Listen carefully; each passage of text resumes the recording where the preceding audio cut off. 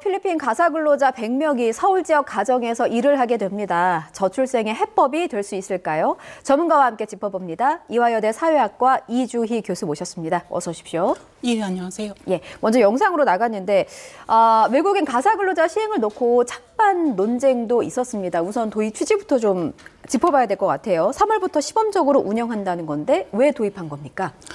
예, 도입을 추진하고 있는 서울시와 고용노동부는 이제 저출생을 극복하고 경력 단절 여성의 문제를 완화하기 때문이라고 밝히고 있는데요. 예. 근데 저출생이나 경력 단절 같은 문제는 굉장히 복합적인 구조적인 문제로 발생한 것입니다. 따라서 저는 이런 도입은 예를 들어서 정부가 보편적 사회 서비스를 통해서 일하는 여성과 남성을 지원하기보다는 보다 저렴한 외국인 노동력을 도입해서 시장의 선택권을 넓힌 상태에서 시장에 맡기고자 하는 의도로 도입됐다고 보고 있습니다.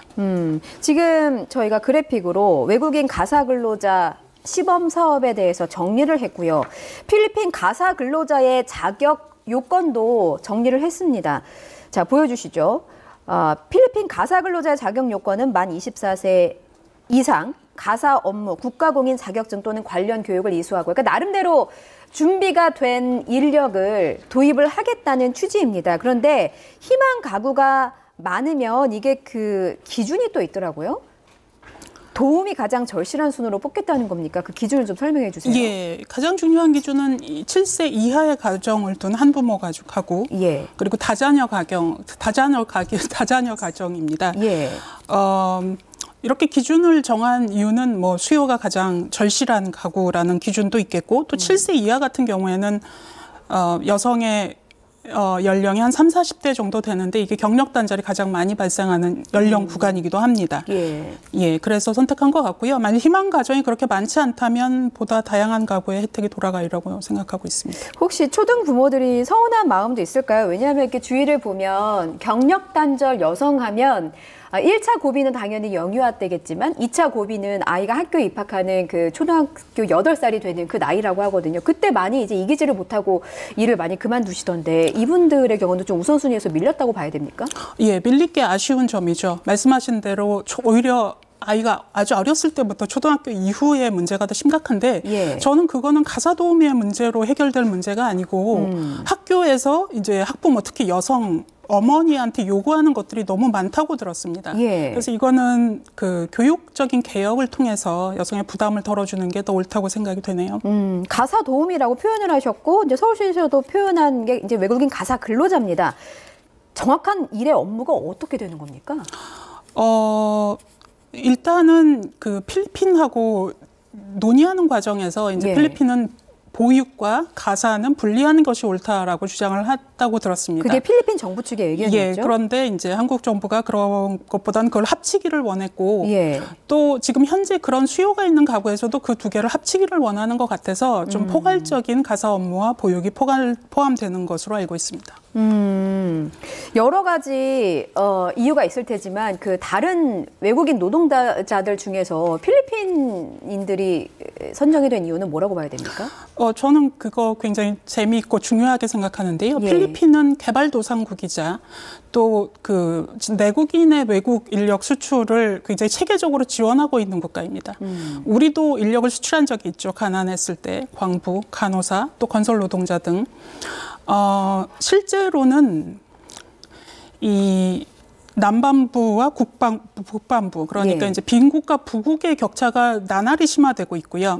이제 부국에서 지불할 수 있는 임금이 훨씬 크기 때문에 필리핀이 선택된 것 같고 이 뒷면에는 우리가 여러 차례 경제 위기를 겪었잖아요. 그럴 때 금융 위기를 통해서 빚을 많이 지게 되는데 필리핀도 90년대 말에 금융 위기로부터 자유로운 국가는 아니었고요.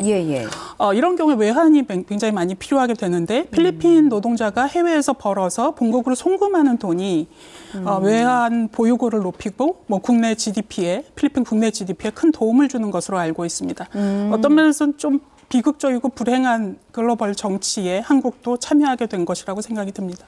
과거에 우리나라가 지금보다 훨씬 못 살던 시절에 우리나라도 이런 노동 력이 이제 제공이 되곤 했었습니다. 그러니까 그 필리핀 국내 경제의 한 축을 해외에서 나가는 필리핀 노동자들이 채우고 있다는 말씀이신데요. 그렇다면 이 필리핀 노동자들이 가져가는 돈, 만약에 국내에서 이제 서울에서 가사 노동자로 활동을 하게 된다면 얼마의 비용을 가져가게 되는 겁니까? 한국의 가사근로자법에 맞게 활용해야 합니다. 예. 따라서 최저임금인 206만 원 이상 206만 원 수준에서 지급되는 것으로 알고 있습니다. 206만 원. 이거 그 보통 필요로 하는 수요층이 30, 40대 맞벌이 가구 그리고 서민층일 텐데 월 200만 원의 비용을 감당할 수 있을까요? 현실적으로 어떻게 보세요, 교수님? 저는 일반적인 중산층 가구한테도 좀 버거운 금액이라고 생각이 들고요. 예. 중상층 이상한테 해당이 되는 일이라고 생각합니다. 그래서 아쉬운 점이 많은 것이죠. 왜냐하면 공보육을 통해서 좀 더 예. 보편적으로 국민 모두한테 서비스를 제공할 수 있었는데 왜냐하면 이걸 위해서 서울시가 약 1억 5천 정도 초기 운영비를 지원한다고 들었거든요. 예. 그래서 왜 이렇게 한정된 인구 집단한테 정부가 국민의 세금을 써야 되는지 설명할 필요가 있다고 생각합니다. 그러니까 정말 필요한 곳에는 도움의 손길이 미치지 못할 우려가 있다라는 부분을 짚어주셨는데 그러다 보니까 오세훈 서울시장이요. 월 100만 원까지 줄이는 방법도 고민을 해보겠다라고 언급을 했습니다. 그런데 이게 근로기준법이나 이런 거에 좀 저촉되는 부분은 없는 겁니까? 당연히 저촉이 되고요. 저는 오세훈 시장이나 또 이거를 주장했던 조정훈 국회의원이었던가요? 그분들이 이렇게 말씀하시는 건 적절치 않다고 봅니다. 예. 왜냐하면 우리가 ILO의 그 차별금지 협약에 가입된 상태이기 때문에 예. 내국인 근로자와 외국인 근로자를 차별할 수가 없습니다. 물론 차별할 수가 없는데 ILO 같은 국제기구는 강제력이 없는 데가 아니냐. 우리 그걸 다 무시해버리자. 이렇게 생각하실 수도 있는데요. 예. 만일 그렇게 되면 가사 노동자가 들어와서 예를 들어서 다른 산업으로 최저임금을 주는 다른 산업으로 유출될 우려도 있고요. 그럼 또 불법 체류자가 될 수도 있고 무엇보다도 국제규범은 그 국제기구는 강제력이 없지만 보통 무역 협약을 통해서 강제력이 확보가 되는데 예. 우리가 2011년에 한 EU 그 FTA에 이런 조항이 있습니다. 그러니까 노동과 환경과 관련된 기준을 악화시키거나 완화시키면 안 된다는 거거든요. 예. 그거는 무슨 뜻이냐면 우리가 노동 기준을 완화시켜서 외국인에게 또 생산 비용을 낮출 수가 있다면 그것은 그 좀 부당한 무역 우위에 서는 행위로서 굉장히 큰 손실을 입을 수도 있다는 이름을 정치가들이 명심해 주셨으면 좋겠습니다. 그렇군요.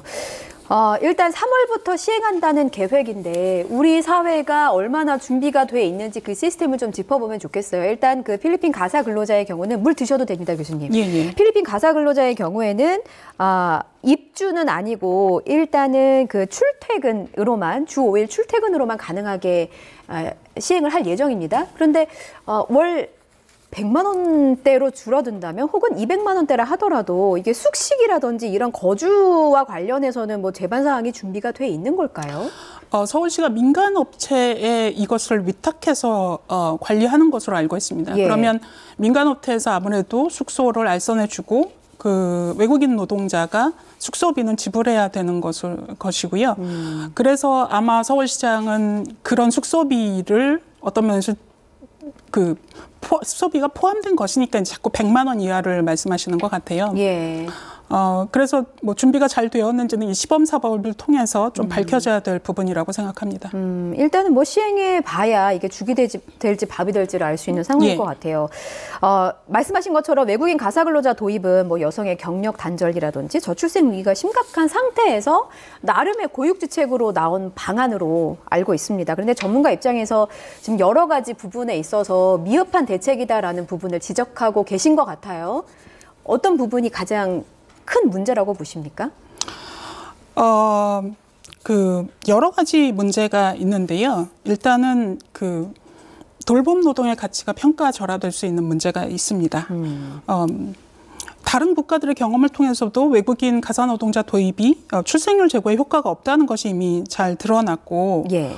이게 외국인 가사노동자를 도입한다는 거는 국가가 책임져야 될 돌봄 서비스를 시장에 맡기고 이제 지불 능력이 있는 소수 가정에게만 혜택을 준다는 것인데 예. 그런 면에서 조금 무책임하고 근시안적일 수 있는 정책입니다.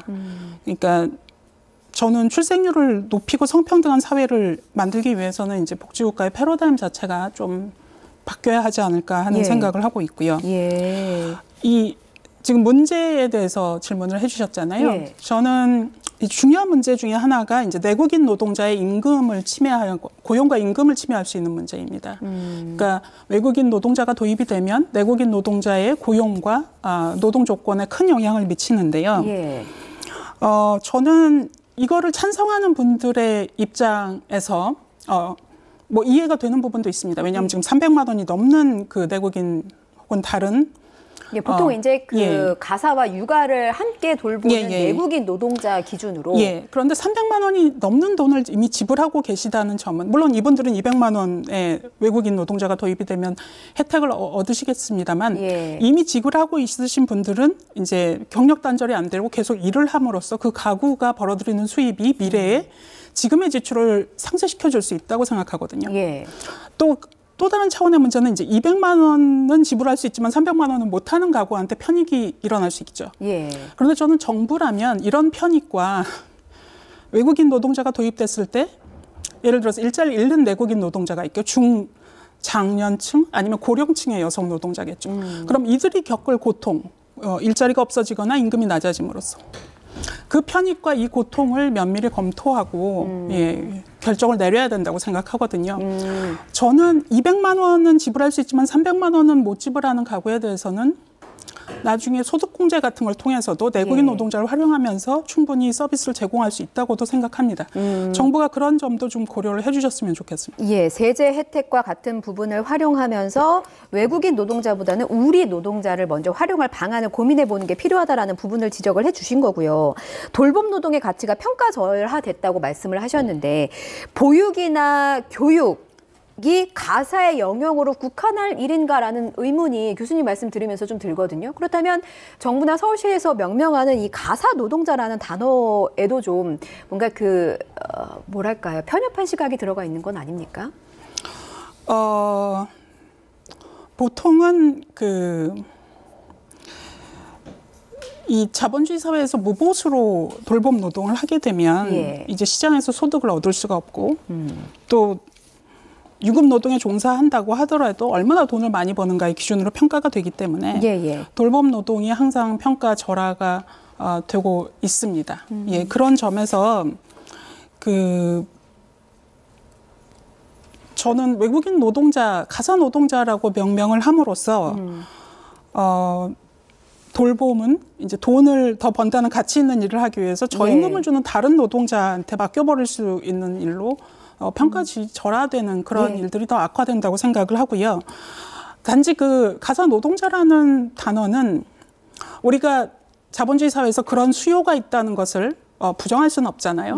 그런 경우에는 지금 가사근로자법이 1년 남짓 통과된 지 1년 남짓 되지도 않았는데 저는 오히려 그 노동자성을 훨씬 더 강화해서 가사에 종사하는 노동자의 인권과 노동권을 보호해 줄 필요가 있다고 생각합니다. 돌봄 노동, 가사 노동에 대한 가치를 제대로 인정받아야 한다는 말씀이셨고요. 끝으로 복지국가 패러다임 자체가 변해야 한다라고 앞서 짚어주셨는데 이게 무슨 말씀이신지 좀 설명 부탁드리겠습니다.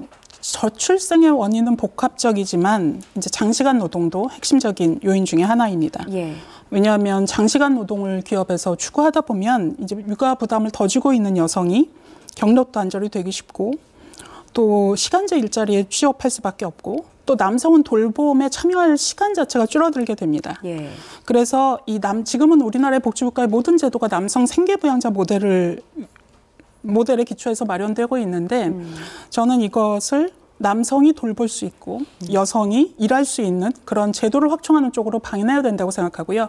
그 핵심이 장시간 노동의 관행의 변화, 그리고 두 번째는 충분한 공보육, 그리고 저는 보육 서비스가 중요한 것은 단지 저출생뿐만 아니라 저소득 가정의 아이들이 보통 중산층 이상의 타겟된 공보육 서비스를 받음으로써 문화자본의 부족이라든지 이런 점을 극복할 수도 있기 때문입니다. 그리고 마지막으로는 관대한 휴직 휴가 정책입니다. 우리가 육아 휴직이 있긴 하지만 뭐 비정규직은 쓸 수가 없고 특수고용직 또 자영업자도 쓸 수가 없고 남성도 뭐 여러 가지 관행 때문에 못 쓰고 있거든요. 이런 종합적인 일들이 벌어져야 우리가 저출생이 없는 행복한 사회로 갈 수 있다고 생각합니다. 예, 교수님 말씀을 정리를 해보면 정부와 지자체가 아이 맡길 곳을 마련할 것이 아니라 아이를 부모가 직접 돌볼 수 있는 시간을 확보해 주길 바란다. 이렇게 좀 정리를 해보도록 하겠습니다. 지금까지 이화여대 사회학과 이주혜 교수와 함께 말씀 나눠봤습니다. 교수 오늘 말씀 고맙습니다. 예, 감사합니다.